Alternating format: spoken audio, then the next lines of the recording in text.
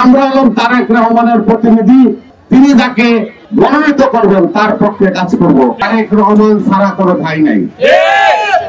আমি অনুরোধ করি 17 বছর এই আওয়ামী লীগ, যুবলীগ, ছাত্রলীগের ছাঁচা খাইছেন, মুতা খাইছেন, মার খাইছেন, বাড়িতে থাকতে পারেন নাই, বউ বেটির লগে থাকতে পারেন নাই, কারাগারে ছিলেন, নির্যাতিত হয়েছেন। সেই কথা স্মরণ রাখেন। কোন ভাই সেদিন জেলখানায় যায় নাই দেখতে, কোন ভাই আমাদেরকে কারাগার থেকে মুক্ত করে আনে নাই। সেদিন আমাদের পিতা মাতা, বোন, আমাদের পরিবারের লোকেরাই আমাদেরকে উদ্ধার করে নিয়ে আসতো।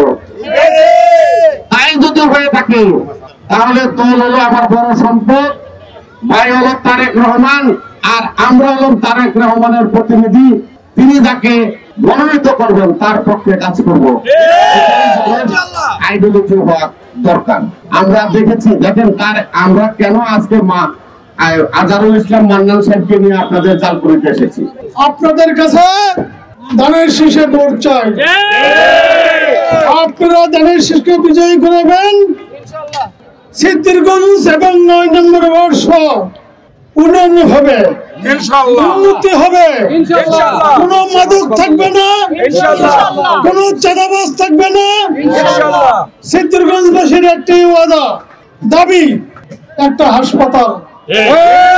ইনশাআল্লাহ যদি আমি আপনাদের উপরে নির্বাচিত হতে পারি, সিদ্ধিরগঞ্জবাসীর জন্য একটি হাসপাতাল হবে। আমি আর বক্তব্য দিব না। আজকে যারা এই আয়োজন করেছেন তাদেরকে ধন্যবাদ জানিয়ে আমি আমার বক্তব্য শেষ করছি।